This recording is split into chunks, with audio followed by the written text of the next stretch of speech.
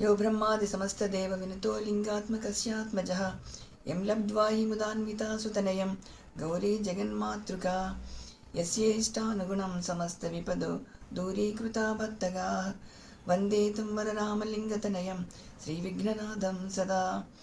एषा दुष्टनिवारणे सुनिरता भक्तार्तिनिर्हारिणी यस्या त्विष्टतया हि लब्धविभवा निष्किञ्चनाः प्राणिनः मूढान् ज्ञानवतः करोति सततं या स्वप्रसादान्मुदा वन्दे तां परमेश्वरीं भगवतीं ज्ञानप्रदां शारदाम्।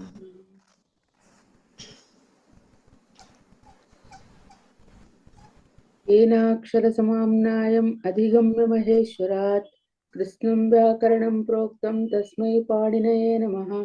येन धौता गिरः पुंसां विमलैः शब्दवारिभिः तमश्चाज्ञानजं भिन्नं तस्मै पाणिनये नमः।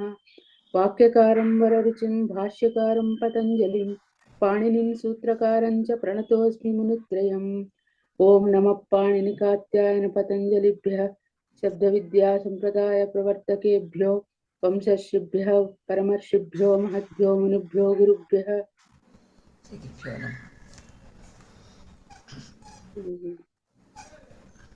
नत्वा सरस्वतीं देवीं शुद्धां गुण्यां करोम्यहं पाणिनीयप्रवेशात् लघुसिद्धान्त कौमुदीम्। అయిపోయింది ఇది మహేశ్వర సూత్రాలు మహేశ్వర సూత్రం చెప్తారు.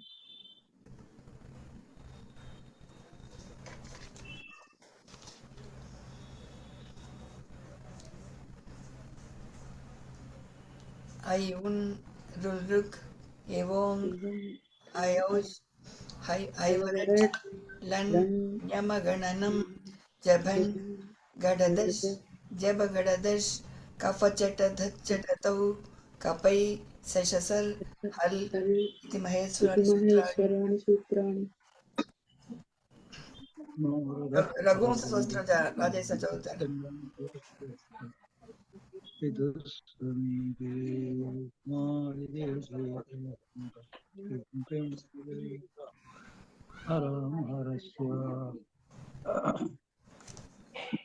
రఘువంశం ఎవరైనా చదివితే చదవండి.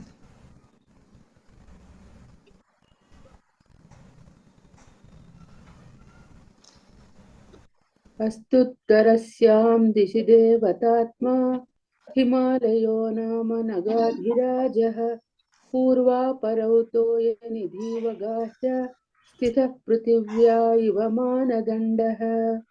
अस्तुत्तरस्यां दिशि देवतात्मा हिमालयो नाम नगाधिराजः पूर्वापरौ तोयनिधिवगाह्य स्थितः पृथिव्या इव मानदण्डः। गुरुभ्यो नमः.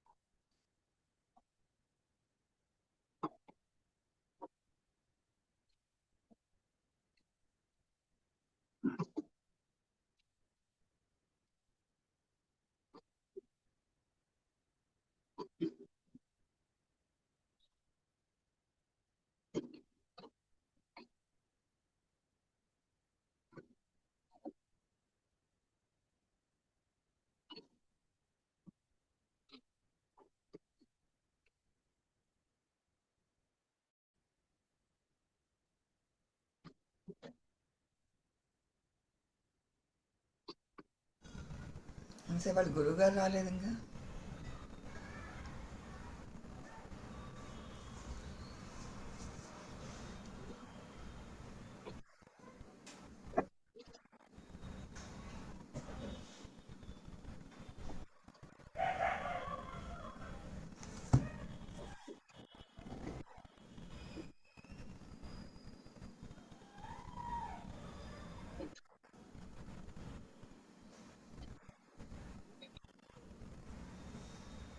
నమస్కారం అండి. నమస్కారం గురుగారు. ఈ ల్యాప్టాప్ ఇబ్బంది పెడుతుంది. అది వాట్సాప్ రోజు మళ్ళీ ఫోన్ చేయడం.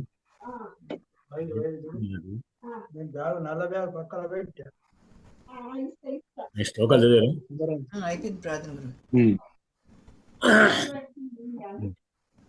అవును కాదు. నమస్కారం. నమస్కారం. నమస్తే గురు మహోదయ. నమస్కారం అందరికి కూడా. నమస్కారం గురుగారు. నమస్కారం. శ్లోకం చదివారా? చదివాను. ఇవాళ 50వ శ్లోకం. మీ దగ్గరకు వచ్చి ఇంకో 10 శ్లోకాలు ఏమన్నట్టుంది అంతే. 9 శ్లోకాలు అయిపోయింది.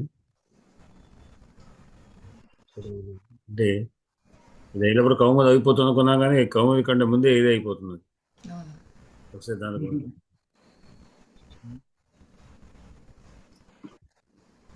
చదవడం కదా మనం. ప్రార్థనలు అయిపోయినాయి కదా. తాం నారదః కామచరః కదాచిత్ కన్యాం కిల ప్రేక్ష్య పితుః సమీపే సమాదిదేశైకవధూం భవిత్రీం ప్రేమ్ణా శరీరార్ధహరాం హరస్య. తాం నారదః కామచరః కదాచిత్ కన్యాం కిల ప్రేక్ష్య పితుః సమీపే సమాదిదేశైకవధూం భవిత్రీం ప్రేమ్ణా శరీరార్ధహరాం హరస్య. భద్రే గారు చదువుతారా?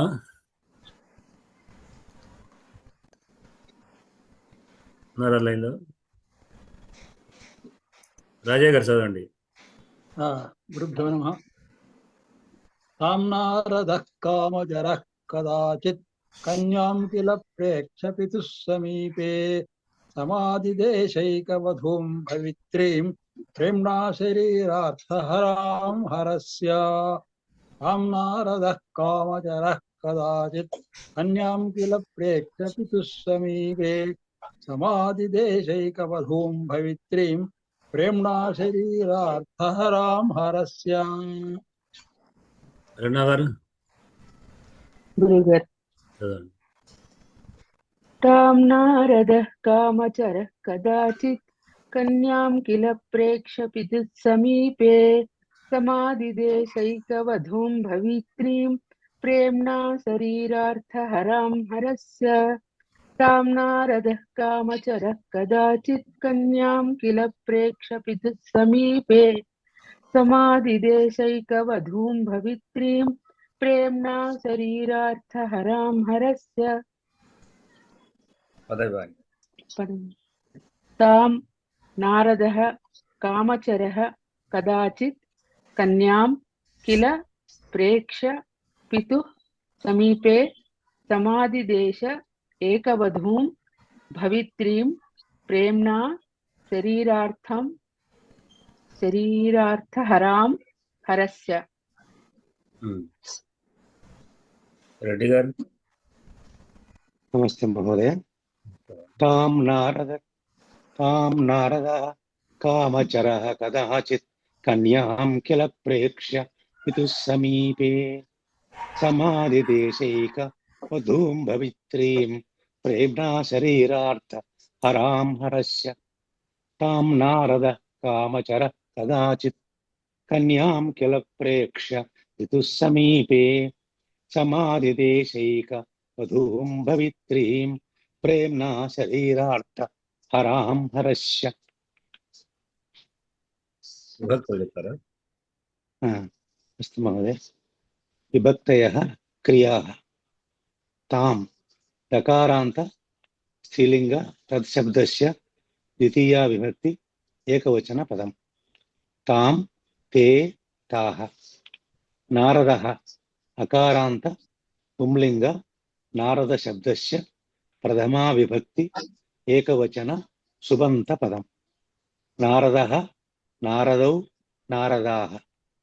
कामचरः अकारान्त पुंलिङ्ग कामचर शब्दस्य प्रथमा विभक्ति एकवचनपदम् कामचरः कामचरौ कामचराः।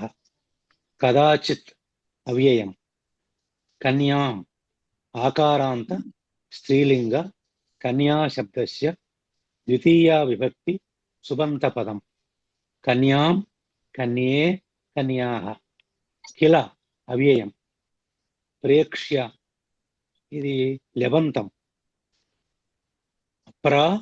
ईक्ष्वा पितुः ऋकारान्त पितृशब्दस्य षष्ठी विभक्ति एकवचनपदम् पितुः पित्रोः पितॄणां। समीपे अकारान्त पुंलिङ्ग समीप शब्दस्य सप्तमी विभक्ति सुबन्तपदम् समीपे समीप समीपे समीपयोः समीपेषु। समाधिदेश इदनि अर्थम् आनतिच्चानु सम् आङ् दिश् इति कर्तरी प्रयोगमु लिट् लकारमु प्रथम पुरुष ఏకవచన తిగంత పదం ఇది మూడు వచనాల్లో సమాధి దేశ సమాధి దిశతుః సమాధి దిశుః ఏకవధూం ఊకారాంత స్త్రీలింగ ఏకవధూ శబ్దస్య ద్వితీయా విభక్తి ఏకవచన పదం ఏకవధూం ఏకవధ్వౌ ఏకవధూః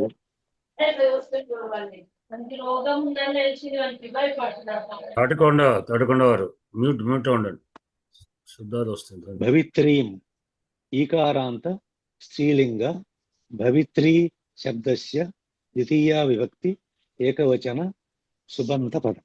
మహోదయ ఇక్కడ ఒక డౌట్ ఉంది, చెప్పండి. ఇది భవితృ దాని మొదటి పదము భవితృ కదా?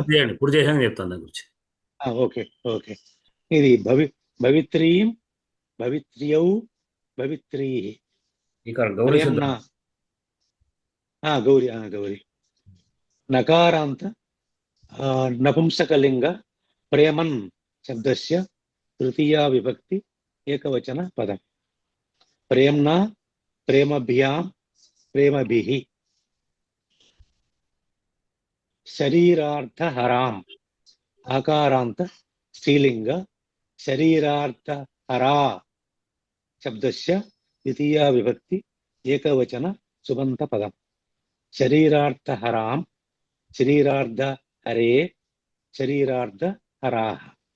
హరస్య అకారాంత పుంలింగ హర శబ్దస్య షష్ఠీ విభక్తి ఏకవచన పదం హరస్య హరయోః హరాణాం.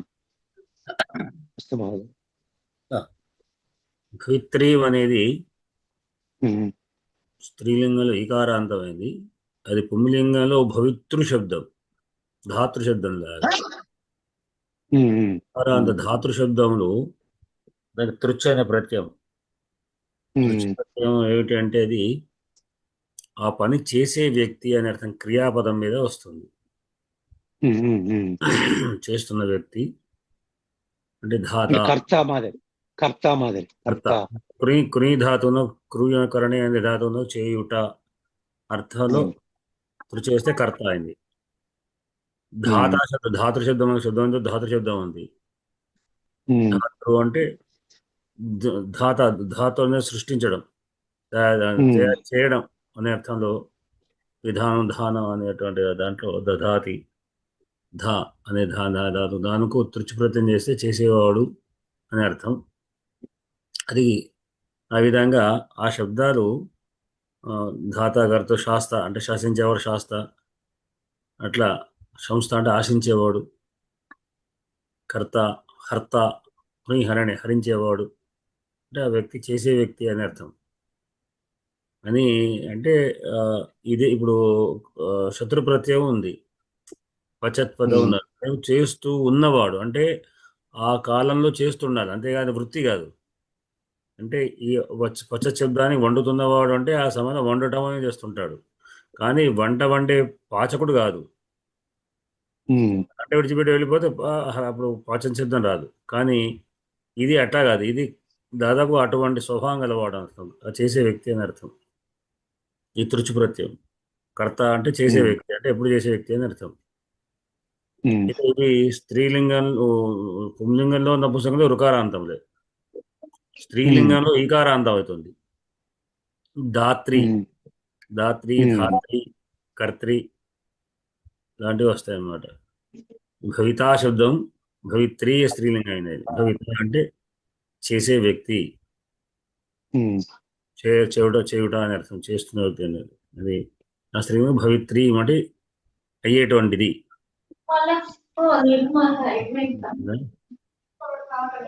భద్రే గారు సార్ మ్యూట్లో నమస్కారం.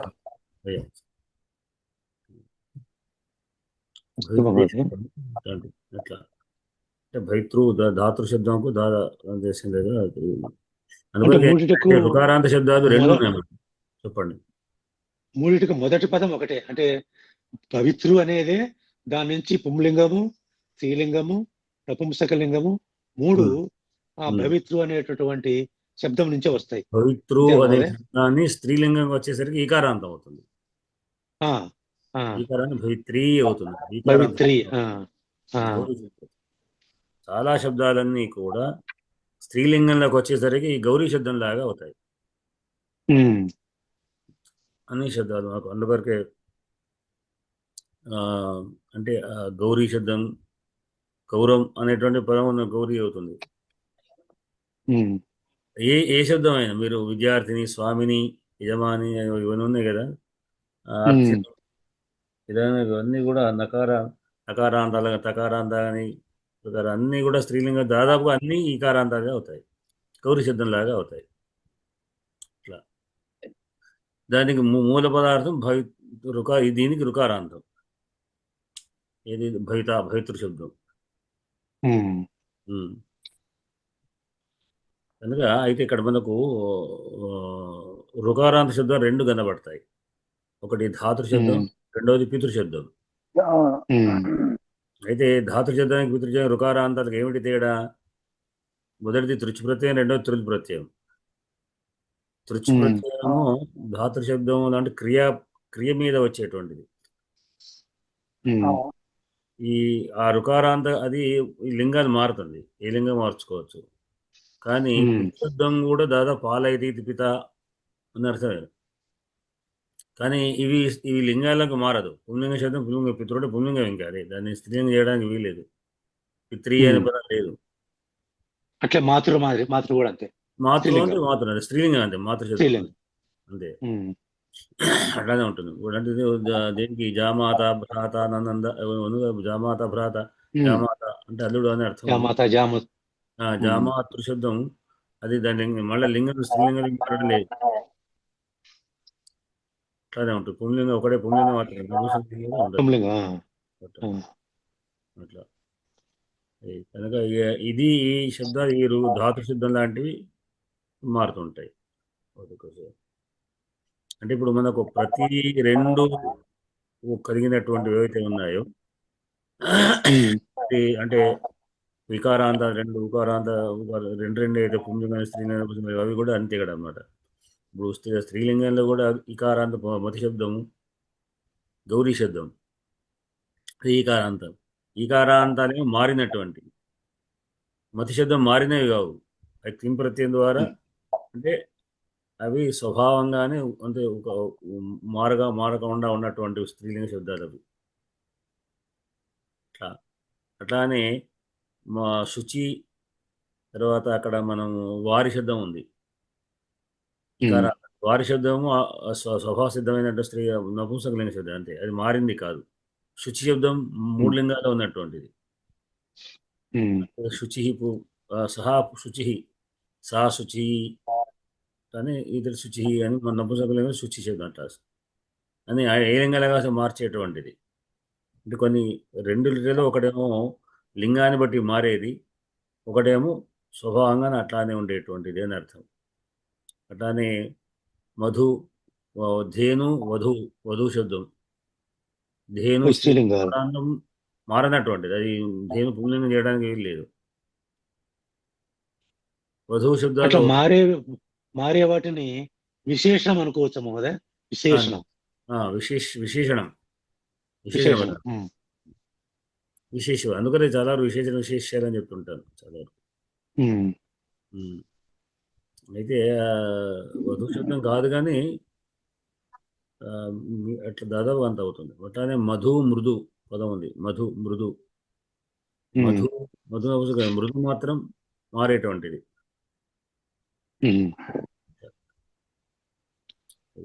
కనుక ఇక్కడ ఈ భవిత్రి అనే రుకారాంత స్త్రీలింగంలో భవిత్రిగా మారింది. ఇక్కడ దీంట్లో మీరు చెప్పినటువంటి దీంట్లో మన క్రియాపదం సమాధిదేశ. సమాధిదేశ అంటే దిష్ అనే ధాతు. దిశ ధాతు యొక్క లిటిలకారం దిదేశ. దానికి ఆ ఉపసర్గేసి ఆదిదేశ. ఆదేశము అని చెప్పుకుంటాం కదా, ఆదేశము, సందేశము, ఉపదేశము అనే అర్థాన్ని ఇచ్చేటువంటి ధాతు అర్థం దీని నుంచే వచ్చినటువంటి కూడా. ఇది ఆ దిశతి అనే మామూలు లకారం. దిశతి అంటే చూపిస్తున్నాడు. ఆదిశతి ఆదేశిస్తుంది, సందేశం ఇస్తుంది. దాంట్లో ఇక్కడ ఆ ఉపసర్గతో పాటు సమ్ కూడా వచ్చింది మేడం. సమ్ ఆదిదేశ అంటే ఆదేశించాడు అంటే సమ్ ఉపసర్గ చేత ఉపదేశించాడు అని అర్థం అనమాట. ఇది సమ్ ఆ ఉపదేశ అన్నప్పుడు ఉపదేశించాడు అని అర్థం అని చెప్పాలి. ఉపదేశించెను అంటే ఎవరు ఉపదేశించెను? నారద. ప్రధాన వ్యక్తి పదం దీంట్లో నారద ఉంది. నారదకు ఇంకా విశేషణాలు కూడా ప్రధాన పదాలు మనం చూసుకుంటే ఏమున్నాయి? కామచర ఉంది. కామచర అంటే కామ అంటే స్వేచ్ఛగా చరతి నడుచువాడు. కామం చరతి కామచర అని అంటే స్వేచ్ఛగా చరించేవాడు. ఉపపద బహుళ సమాసం. కామచర సంచరించేవాడు అంటే స్వేచ్ఛగా సంచారం కలవాడు. దాని ఎక్కడికంటే అక్కడికి వెళ్ళగలిగేటువంటి సంచారం కలిగినటువంటి వాడు అతడు. కామచరుడైనటువంటి నారదుడు అతడు విదేశ ఆదేశించాడు అని. ఎవరిని ఇంకొక క్రియాపదం కూడా మనం ఏం చేసుకోవచ్చు? ప్రేక్ష కూడా చెప్పవచ్చు. ప్రేక్ష అంటే లిప్రత్యం. అంటే ఈ మనం ఏమనుకున్నా చాలా సార్లు అసమావ క్రియకు కర్త దాదాపు ఒకడే ఉంటాడు. అంటే 2 వాక్యాలు అని అనుకోవచ్చు మనం. ఒక క్రియాపదం వస్తుంది అట్లా. కనుక ప్రేక్ష్య సమాధి దేశ. ప్రేక్ష ఒక వాక్యం, చూచి అదేది లిప్రత్యం. ఎవరు? నారద అని రెండింటికి కర్త. నారద ప్రేక్ష సమాధి దేశ. ఎవరిని దేని గురించి ఉపదేశం చేశాడు? దేని గురించి అంటే వధూం, ఏకవధు. ఆదిదేశ ఏకవధూం. ఎవరి అంటే ఏకవధు అంటే ఒకే పత్ని అని అర్థం. ఏకైకమైనటువంటి పత్ని అని ఆమెకు. అంటే ఇంకా ఈ మాట ప్రకారంగా కాళిదాసు మనకేం చెప్తున్నాడంటే ఆయనకు శివునికి భార్య తప్పిస్తే మరొక భార్య లేదు అని అర్థం. ఇంకెవరైనా చాలా రకరకాలైనటువంటి చెప్తుంటారు. ఇంకా జయ అనేటువంటి ఒక ఆమె ఉంది అని, ఇంకేదో అని రకరకాల. అట్లానే గంగను కూడా కొంతమంది భార్యగా అంటుకుంటారు తప్పసగా. అక్కడ కూడా పురాణాల్లో గంగ భార్యగా చెప్పబడలేదు. గంగను ఆమె తలపైన శిరస్సు ధరించాడు. పురాణాలు చెప్పిన ప్రకారంగా ఆమెను గౌరవించి తన తలపైన ఉంచుకొని మెల్లగా అంటే సహాయం చేశాడు. ఆమె ఆకాశం నుంచి భూతలంకు వస్తున్నప్పుడు మధ్యలో తాను సహాయంగా ఆమె పట్టుకొని జాగ్రత్తగా ఎందుకు దించాడు అని అర్థం. అంతే తప్పిస్తే గంగానాథుడు కాదు ఆయన, గంగాధరుడే అంతే. ఇంకా ఏకవధం అంటే ఒకే భార్యనుగా తాం ఆమెను ఆదేశించాడు. అంటే ఆమెను గురించి ఏకవధువుగా భవిత్రీం అంటే అయిందా? ఎవరి యొక్క అంటే హరుని యొక్క ఏకవధం భవిత్రీం అంటే అయ్యేది అని అర్థం. అంటే శివునికి ఒక భార్యగా కాగలిగినటువంటిది, కావడానికి యోగ్యమైంది, అయ్యేటువంటిది అని ఉపదేశం చెప్పాడు. ఎవరికంటే ఆయనకైనా కదా, హిమవంతుడు కానీ అర్థం మనం చూసుకోవాలి. ఎట్లా అంటే శరీరార్ధహతాం, ఇంకా ఎవరు హరస్య శరీరార్ధహరాం, ఆ శివుని యొక్క శరీరంలోని అర్ధం, శరీరార్ధం అంటే అర్ధం శరీరం, అర్ధం శరీరం యొక్క అర్థం శరీరార్థం అని. అంటే ఇది మనకు సమాసాల్లో మన తత్పురుష సమాసాలు ఉన్నాయి కదా. అయితే తత్పురుషాది సమాసాల్లో కూడా మనకు సమాస కుసుమావళి అని శబ్దమంజరిలో వస్తుంది. అట్లానే పాణిని మహర్షి సిద్ధాంత వాటిలో కూడా అక్కడ ద్వితీయ తత్పురుషం మొదలుపెట్టే ప్రథమ తత్పురుషం లేదు. ఎందుకంటే రెండు ప్రథమ విభక్తి సమానమైనప్పుడు అది కర్తరి అంటే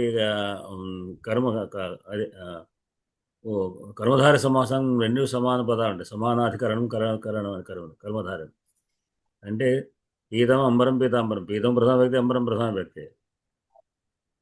కనుక ప్రథమ తత్పురుషం లేదు అని ఉద్దేశించేత బహుశా నా ఉదయ ప్రకారంగా పాణిని మహర్షి దాంట్లో ద్వితీయ తత్పురుషం నుంచి ప్రారంభంగా ప్రథమ తత్పురుషం ఉండదు. కానీ మీకు శబ్దమంజరిలో మీరు డౌన్లోడ్ చేసుకుంటే శబ్దమంజరిలో కనబడుతుంటుంది. శబ్దమంజరిలో సమాస కుసుమావళి అని ఉన్నది. సమాస కుసుమావళి కర్త ప్రథమ తత్పురుషం ఉంది అంటాడు ఆయన.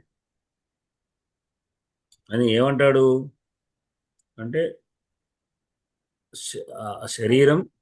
శరీరస్య అర్థం శరీరార్థం అట్లా ఉత్తరము ఉత్తరకాయ పూర్వకాయ అని పదం దాంట్లో వాడతాడు. రాహురుత్తరకాయో స్యాత్ పూర్వకాయో భవధ్వజ అని.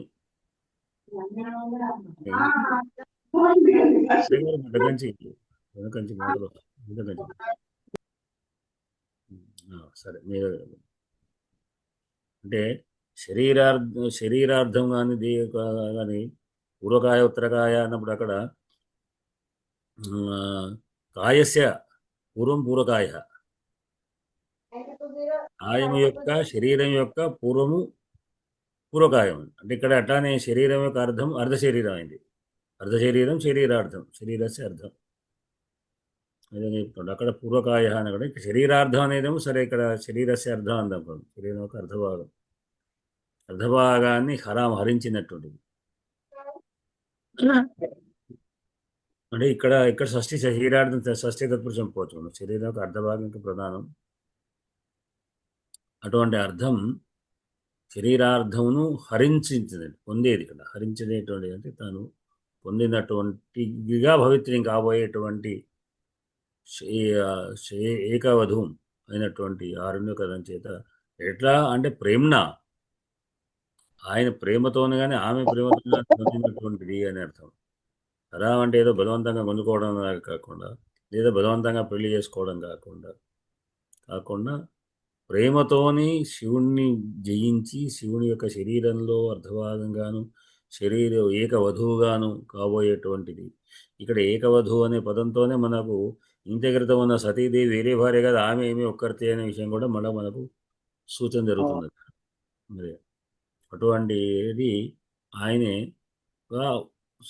ఆదిదేశి ఎప్పుడు ప్రేక్ష చూచి ఎవరిని ఆమెను తాం చూస్తాం. ఆమె ఎటువంటిది? కన్య. ఆమె కన్య అయినటువంటి ఆమెను అంటే కుమారుని అయినటువంటి ఆమెను ప్రేక్ష చూచి ఎప్పుడూ కదాచిత్ ఒకానొకసారి, నేను కామచరుడు కదా కనుక స్వేచ్ఛగా వచ్చేటువంటి ఆయనే ఒకసారి కన్యను చూచాడు. ఎక్కడా పితు సమీపే, తండ్రి గారి దగ్గర ఉన్నట్టు చూశాడు. తండ్రి దగ్గర ఆమె మాట్లాడుకుంటూ కూర్చుందో ఆ సమయంలో, అక్కడ కూర్చున్న సమయంలో ఆ నారదుడు కామచరుడైన నారదుడు అంటే అర్థం ఏంటంటే ఆయన ప్రత్యేకంగా ఆయనకు వీళ్ళు పిలుపులో లేకుండా కార్యక్రమం లేకుండా ఉత్సవాలు అవో ఇవో అని కాదు. ఆయన స్వేచ్ఛ సంచారి, ఎప్పుడు పోతాడో తెలియదు. కనుక అట్లా వచ్చి ఆయన ఇక్కడికి వచ్చి ఒకానొకసారి ఇక్కడికి వచ్చినటువంటి వాడే, అంటే అనుకోకుండా వచ్చిన వాడు అని కూడా అర్థం అన్నమాట. కామచరుడు అనే దాన్ని బట్టి మనకు అంటే ఏదో ఓ విధంగా ఇక్కడికి వచ్చి ఆమెను చూసి ఆ తండ్రి గారి సమీపంలో ఉన్నటువంటి కన్యను చూశాడు. చూసిన తర్వాత ఆయన చెప్పాడు అన్నమాట, ఈమె కాబోయేటువంటి భార్య శివునికి. అంటే ఒక రకంగా అంటే సమాదేశానికి అర్థం ఏంటంటే పెళ్లి చెయ్యి అని అర్థం, సూచించడం. అంటే సమాదేశ అంటే ఆమెకు పెళ్లి వయసు వచ్చింది కనుక నువ్వు వివాహం చేయవలసింది అని సూచించేవాడు అని అర్థం సమాదేశ అనేటువంటి దానికి. ఇట్లా ఇది దీంట్లోని సంక్షిప్తమైన భావం. దీంట్లో సందులు ఏమున్నాయి రాజయ్య గారు? పితుః సమీపే, పితుః సమీపే, పితుః సమీపే విసర్గ సంధి. ఇక్కడ సమాధిదేశైక వధూం ఉన్నాడు కదా, సమాధిదేశ ఏకవధూం, సమాధిదేశైక వధూం వృద్ధి సంధి. శరీరార్థహరాం, శరీర ప్లస్ అర్థహరాం, శరీరార్థహరాం అంటే మూడు ఉన్నాయి సంధులు అవే. ఇప్పుడు కామ్న రథ కామచర కదాచిత్ అంటున్నాం కదా, దీనికి కప్పోచ అని ఒక సూత్రం ఉన్నది. అంటే విసర్గలకు పరంగా ఉంటే ఉపధ్మానీయ జిహ్వామూలికలు వస్తాయి అని అర్థం అన్నమాట. అనేది వస్తుంది. కుప్పోహో అంటే కకార పకార రెండింటికి కూడా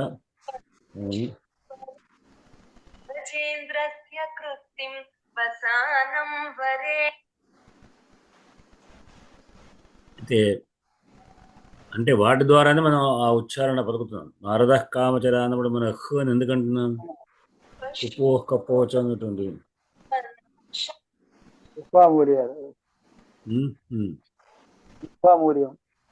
జిహ్వామూల్య ఉపధ్మానీయములు అంటే పకార పాపాలు ఉంటే అవి కాఖాలు ఉంటేనేమో అవి వస్తాయని చెప్పి కదాచిత్ ఒకసారి నారద కామచర కదాచిత్ రెండు హోలు చెప్పుకుంటున్నాం. ఉపధ్మానీయములు వస్తాయి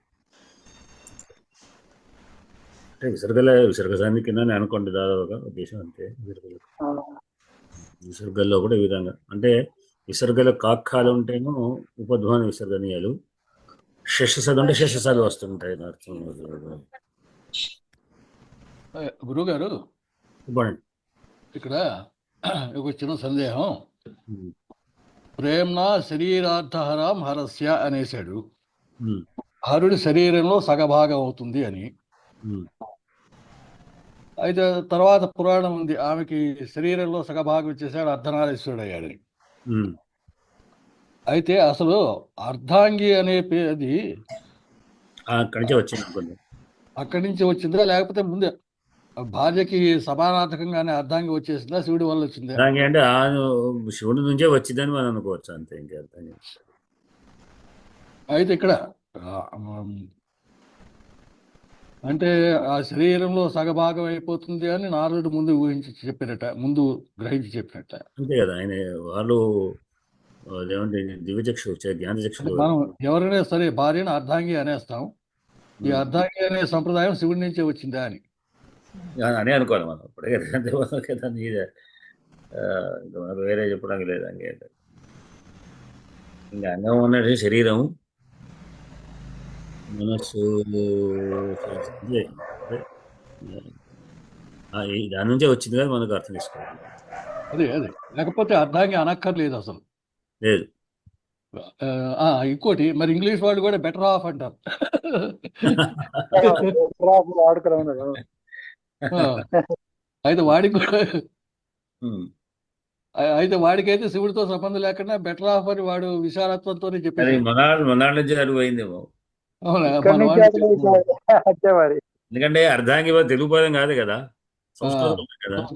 అంటే భారతీయుల యొక్క భాష కనుక దీని ద్వారా ఎవరి దగ్గర నుంచి అటు పోవచ్చు. మన మన మన- మన పదాలు చాలా వాళ్ళ దాంట్లో కలిసాయి, ఇంగ్లీష్లో కలిసాయి. లేకపోతే భారతీయులు తయారు చేసిన ఇంగ్లీష్ పదం ఏమో అది. అది కూడా కావచ్చు.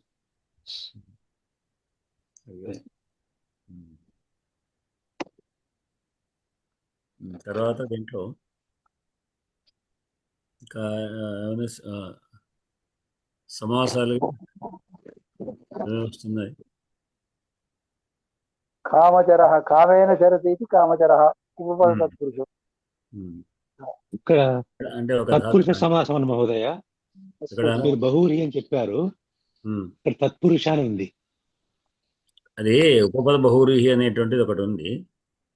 అదేంటంటే ఇప్పుడు కామచరుడు అనే పదానికి తత్పురుషం యొక్క ప్రధానం ఏమిటి అంటే రెండో పదం ప్రధానం. రెండో పదం అన్నప్పుడు ఇక్కడ చరతీతి అంటున్నాం కానీ చరహ అంటలేము. క్రియాపదం వాడినప్పుడు ఉపపదం లేదా ఉపపద తత్పురుషం కూడా అంటే అనవచ్చు, వాళ్ళు అక్కడ చెప్పవచ్చు. అంతేగాని ఉపపదం అంటే ఇక్కడ కామ పదానికి కానీ చర అనే పదానికి కానీ నారదు అనే అర్థం కాదు, ఇంకొక వ్యక్తి అనే అర్థం కాకుండా వస్తుంది. ఇట్లా విశేషణంలో మనకు శబ్దర మీరు సమాస కుసుమాలు చూస్తే ఉపపద బహుళ సమాసాలు వస్తుంటాయి. ధనంజయ, కుంభకార, నేచర, కుంభకార, ఇవన్నీ కూడా ఉపపద బహుళ సమాసంలోనే చెప్పబడ్డాయి.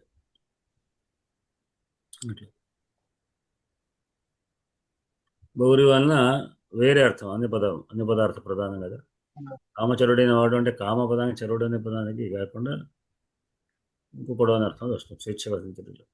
లేదా తత్పురుషంగా కూడా చరతీతి చరహ, కామేన చరహ, కామచరహ అని కూడా అట్లా తీసుకున్నా కూడా తృతీయ తత్పురుషంగా చెప్పుకోవాల్సి వస్తుంది.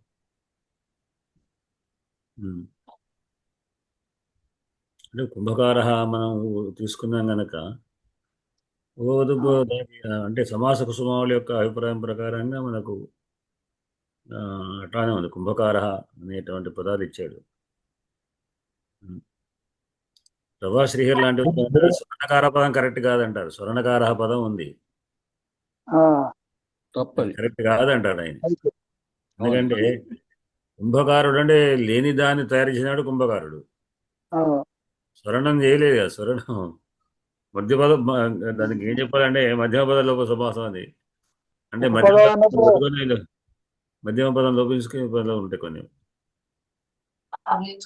స్వర్ణ ఘాతకుడు అనాలి.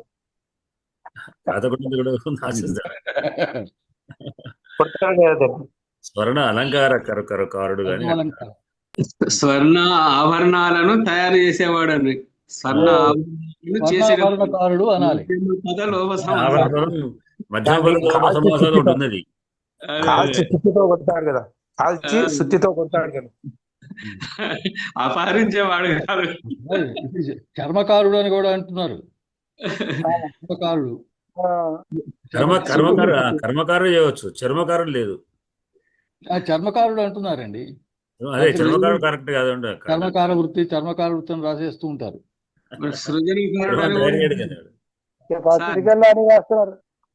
సృజనకారుడు అనే శబ్దం కూడా వచ్చేసింది ఇప్పుడు.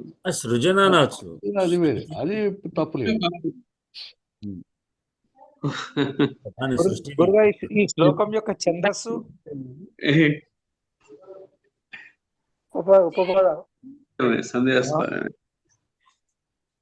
కామ్నారద కామచర కదాచిత్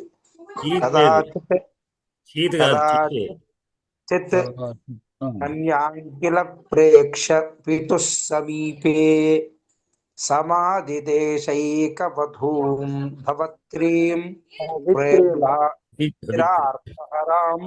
హరస్య ఛందస్ ఏం శ్లోకం అని ఛందస్సు మొత్తం శ్లోకం ఎప్పుడు మొదటి నుంచి ఏది ఉందో అదే ఛందస్సు.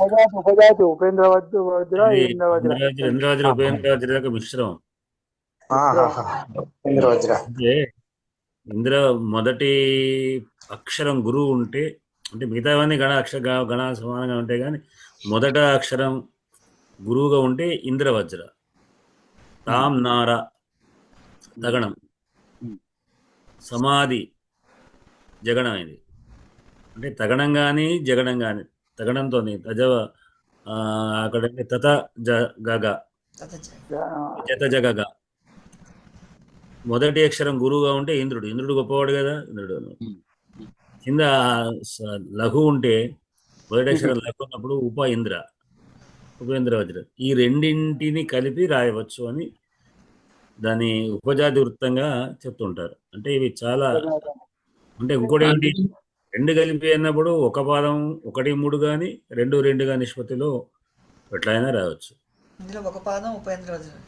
ఇప్పుడు ఒకటే పాదం ఉంది కదా సార్, ఇందులో ఒకటే పాదం ఉపేంద్ర ఒకటే వజ్ర. పాదం ఉపేంద్ర వజ్ర, మిగతా ఇంద్రవజ్రాలు ఉన్నాయి. ఉన్నాయి. 3 3 1 కానీ 1 3 1 2 2 కూడా రాయొచ్చు, ఎట్లయినా రాయొచ్చు. ఇక ఎట్లయినా రాయొచ్చు. 3 ఉపేంద్ర రావచ్చు, 1 ఇంద్ర వజ్ర రావచ్చు, అది ఏ ప్లేస్ అయినా కావచ్చు. 1 ఉపేంద్ర రావచ్చు. అది ఏ ప్లేస్ అయినా కావచ్చు, ఏ ప్లేస్ అయినా కావచ్చు, ఏ పాదం అయినా కావచ్చు. అవును. అయితే దాన్ని మీకు వృత్తరత్నాకరంలో ఒక్కొక్క దానికి మళ్ళీ పేరు ఇచ్చాడు. దాంట్లో 14 రకాలు, మొత్తం 14 రకాలు ఉంటాయి. అన్ని రకాలకి కూడా ఒక్కొక్క దానికి ఒక్కొక్క పేరు ఇచ్చాడు. ఎవరన్నా పెట్టుకోము, ఇంద్రవజ్ర ఉపజాతి అని చెప్తాం, కానీ మొత్తానికి ఎట్లా రాసినా ఏదో ఒకదానే ఒదిగిపోతుంది అని అర్థం అవుతుంది. అంతే. అట్లానే దీని తర్వాత ఇంకొకటి ఉంది మనకి, ఏమిటి అది జత వంశస్థ ఉదీరితం జరవు, వంశస్థ వృత్తం. వంశస్థ వృత్తం కూడా అక్కడ కూడా ఈ కలిపినట్టు విధానాలు ఉన్నాయి. ఓగా ఇంకొకటి ఏమిటంటే, జనరల్గా అంటే మనకు శ్లోకం మీరు ఎట్లా రాసినా ఏదో ఒక వృత్తంలో వస్తుందండి. అంటే ఛందస్సు ఏం చెప్తుందంటే, ఏదైనా రాయి, ఒక వృత్తం మనకు తెలియకపోవచ్చు, వృత్తాలు పేరు వృత్తం ఉన్నట్టే లెక్క. ఒకరికి కొత్తగా ఇప్పుడు తోబెలాంటి వాడు కొనుక్కోడానికి పేరు దొరక, వాళ్ళు పేరు పెట్టేస్తున్నారు ఒక పేరు అని. ఎందుకంటే ఆ పేర్లు మనకు దొరకవు. ఎందుకని ఇప్పుడు కోట్ల వృత్తాలు ఉన్నట్టు లెక్క. కనుక అయితే దాంట్లో ఛందస్సులో కూడా చమత్కారం ఏంటంటే, సమవృత్తాలు, విషమవృత్తాలు, అర్ధ సమవృత్తాలు ఉన్నాయి. అందుకొరకు ఇప్పుడు మీకు తేటగీతి అవి ఇస్తే కందంగానే మీకు ఒక కందం 4 పాదాలు అనుకుంటే అర్ధ సమవృత్తాలు అవుతాయి. అట్లా అంటే లక్షణం అంటే 2 పాదాలు ఒక రకంగా, 2 పాదాలు ఒక రకంగాను. తేటగీతి కదా, ఆట వెళ్ది కదా. అట్లా దీంట్లో కూడా ఆర్య లాంటివి ఉన్నాయి. లేకపోతే మిగతా కూడా ఎక్కడ కూడా 2 అంటే మొదటిది 3 ఒక రకంగాను, 2 4 ఒక రకంగాను ఉండేటువంటి లక్షణాలతో అర్ధ సమవృత్తాలు అంటారు. విషమ వృత్తాలు ఉన్నాయి. విషమవృత్తం అంటే 4 రకాల లక్షణాలు ఉంటాయి. అంటే మీరు 4 వీటిని మీకు తెలిసినటువంటి 4 తీసుకొని ఒక్కొక్క పాదం ఒక్కొక్క తీసుకుంటే అదొక వృత్తం. అంటే ఒక దాంట్లో శారదును, ఒక దాంట్లో మత్తేవం, ఇంకో దాంట్లో ఇంకోటి తీసుకొని 4 రాస్తే చాలు. ఒక దాంట్లో ఉత్పన్నమాల, ఒక దాంట్లో చంపకమాల, లేదా 1 3 ఉత్పన్నమాల, 2 4 చంపకమాల తీసుకున్నారనుకోండి, అది అర్థ సమవృత్తం కింద లెక్క వచ్చేస్తుంది. అంటే తప్పు కాదు, ఎవరైనా దోషం అంటే ఇది లేదు అని మనకు దొరకకపోవచ్చు, అంటే వృత్తాలను అనుకోవచ్చు. అది ఒకటి ఉన్నది, సిస్టమ్ ఉన్నది. అది ఏ ఛందస్సులో దాని అక్షరాలను బట్టి ఏ దానిలోకి ఏ గ్రూప్ లోకి వెళ్తుందో, అందులో ఎన్నవ వృత్తం అవుతుందో అనేది కాదండి. కోట్ల వృత్తాల్లో కూడా ఎన్ని చెప్పగలుగుతారు మీరు? అంటే అందులో కాదు అని చెప్పడానికి వీలు లేదు అని అంటున్నా. అది కాదు అనడానికి వీలు లేదు. కాకపోతే ఆర్దూలం అని చెప్పి మనం గణాలు తప్పు రాస్తే మాత్రం తప్పు కింద లెక్క. మాత్రా ఛందస్సు ఎన్ని రకాలుగా రాయొచ్చు, అన్నీ ఉన్నాయి ఛందస్సు. మాత్రమే కాదు, గణాలతో కూడా ఉన్నాయి. దానికి 26 అక్షరాల వరకు మాత్రమే చెప్పింది. మీరు 20 కాదు 32 అక్షరాలతో కూడా ఏదో వృత్తం రాశారు, చేశారు. చివరికి దండగా అన్నారు లాస్ట్కి వచ్చేసరికి. దండగా ఎంత తరసుకోకపోతుంది సార్. ఒకటి తెలుగులో ఇప్పుడే జ్ఞాపకం వచ్చింది, పోయింది అది. అందరు దానికంటే గారు ఏమంటున్నారు? మన జేకే మోహన్ రావు గారు అవును ఛందస్ గ్రూప్, ఆయన చాలా పరిశోధన చేశాడు ఛందస్సులో. అవును అవును. ఆయన దానిలో ఎన్ని రకాల డీవియేషన్స్ ఉన్నది చెప్పాడు. కంద పద్యం 16 రకాలు ఉన్నది అని చెప్పాడు. సరే, నేను ఒకసారి ఏం చేశానంటే సర్వదీర్ఘ కందం అని ఒకటి తయారు చేశాను. అంటే ఏది మొదటి పొట్టి పాదం పొడుగు పాదం ఉంటాయి కదా, అన్ని పొడుగు పాదాలే పెట్టి 4 పాదాలు పెట్టి ఇలాంటిది నేను రాసా, ఇది కూడా ఉన్నదా అంటే ఇదేదో 16 నంబర్ ఇచ్చి ఇది 16 రకమో 12 రకమో అని చెప్పాడు. ఇది కూడా ఉన్నది, కందమో ఉన్నది. శాస్త్రంలో జ్ఞాపకం వచ్చింది సార్. అది ధవలగుణో ధవల యశో ధవలిత దిగ్మండలో దమితారాతి భవ భక్తో భవ కరుణో భవ భోగాన్వితో విభావ అని ఉన్నది. సేమ్ పోతుంది. మరి ఇది సంస్కృత, మొత్తం సంస్కృతంలో రాయబడ్డది. ధవలగుణో ధవల యశో ధవలిత దిగ్మండలో దమితారాతి స్పష్టంగా ఓదిపోతున్నది అందులో. ఇప్పుడు మనం ఏంటంటే ఇప్పుడు మనము జగడం బేసులో ఉండదు అనే లక్షణం కలిగిన కందాన్ని, గురువు చివరిలో ఉన్న కందాన్నే కందంగా వాడుతున్నాం. కానీ కందం 16 రకాలు ఉన్నాయి.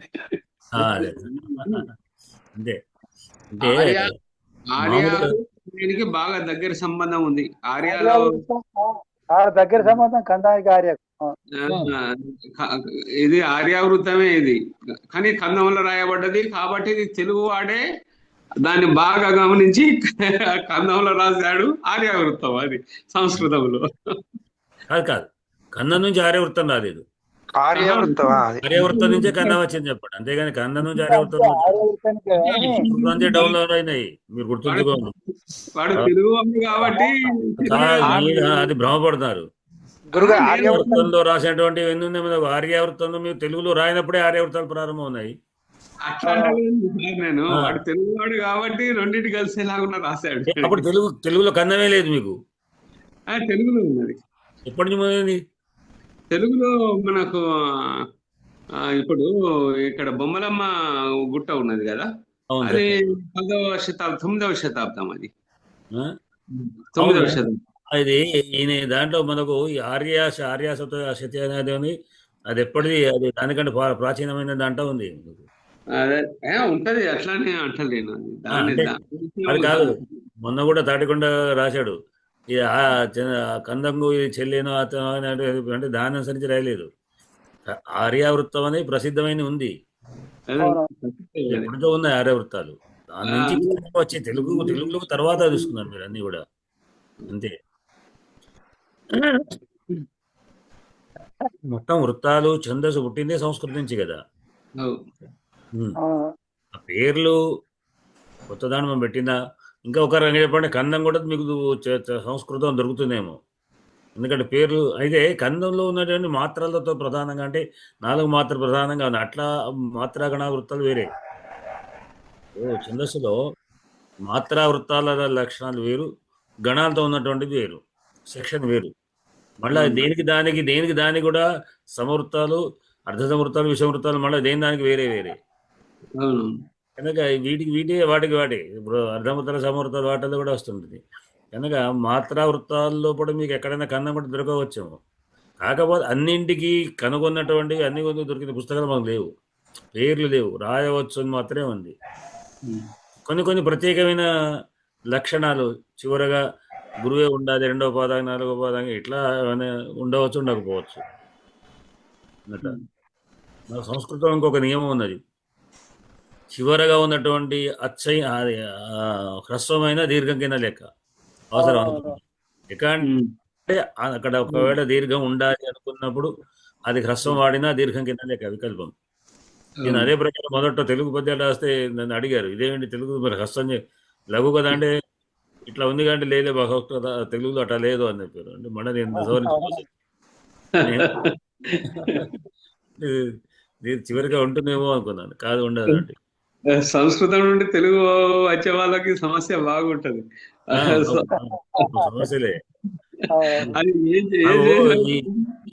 స్పీడ్ బ్రేకర్లు ఉన్నాయి. స్పీడ్ బ్రేకర్లు ఏంటంటే యతి ఒకటి ప్రాస, ఇవి ఇవన్నీ కూడా సంస్కృతం మీరు రాయమంటే అక్కడ రాసేస్తాం కానీ ఇంకో చెరుకు మాత్రం ఇక్కడ ఆగాలి, అక్కడ ఆగి చాలా వాడు కష్టం. అది. సరేనండి, మరి ఇవాటికి అదేద్దామా? ఇంట్లో పెద్ద విశేషమైనటువంటి అదేమీ లేదు. ఇంకేమైనా విశేషంగా ఉందని చెప్తే దిండుకొండ వారు చెప్పండి ఏమైనా ఉందో. నాకు అంత అంతే. అంటే ఒకసారి అయినప్పుడు అంటే దీంట్లో ఇంకా ప్రతి కొంచెం విశేషంగా ధ్వనించేది ఏమిటి అంటే ఏకవధు అని పదం చేత ఆయన శివుడి కొడే భార్య అనే అర్థంలో స్ఫురించడం ఒకటి. అంటే శరీరార్థభారహర అనేటువంటిది కూడా అన్నట్టు అర్ధాంగి పదాన్ని సూచించేటువంటిది వహిస్తున్నటువంటి ఒకటి, అది భార్య అనేటువంటిది ఆయన అవుతుందని ఏ విధంగా మనకు ఉన్నటువంటిది. ఆయన కామచరుడు కనుక మా పక్కకు మానేరు నది ఉంటది. ఇప్పుడు మానేరు నది దాదాపు అనుకునే మన వేములవాడ టెంపుల్ ఉంది కదా, దాన్ని పట్టుకొని నేను శ్రీ రాజరాజేశ్వర శతకం రాసినప్పుడు రాశాను. గంగన్ మునిగిన వేయిమారుల ఫల జ్ఞానంబు సంరంభతారంగ తుంగ తరంగతో మాలికలతో రంగారు మానేరు నా గంగన్ మీకు వేమనవాడలో మానేరు అన్నది ఆ వాగు. ఆ గంగాంబకే అక్క ఓలింగా నీకిక ముగ్గురైన బరువా శ్రీరాజరాజేశ్వర ఇద్దరు మారేరు కూడా చేశారు భార్య. ఎప్పుడు కవుల యొక్క ఊహల్లో మాత్రమే ఆయన భారీగా తీసుకున్నారు కానీ పురాణాలు ఎక్కడ చెప్పలేదు, భారీగా చెప్పలేదు. అంతే. కానీ ఇక్కడ గంగా గౌరి విగ్రహం పెట్టినా గౌరికి మాత్రమే పుస్తే అవి వైపు వేస్తారు. గురుగారు నాకైతే ఇక్కడ డౌట్ ఉందండి.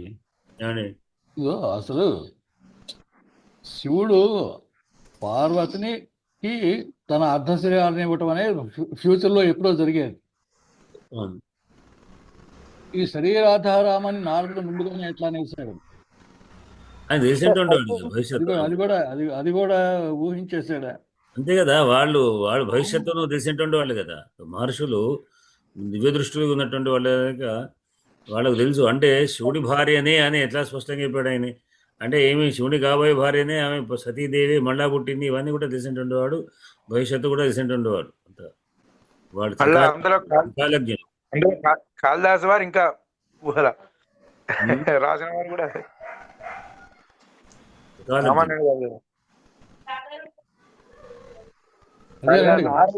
ఆయన మహర్షి కాబట్టి ఊహించి చెప్పాడు అనుకోవాలి.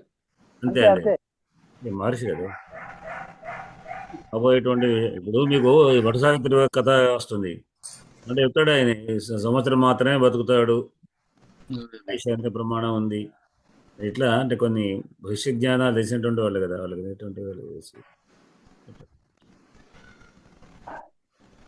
సరే అండి, అందరి కూడా శివరాత్రి. స్వస్తి ప్రజాభి పరిపాలయంతాం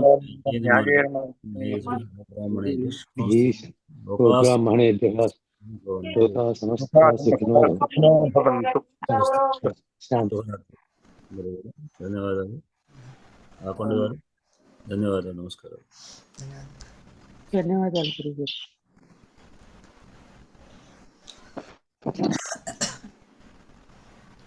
ఏం చేస్తున్నాం?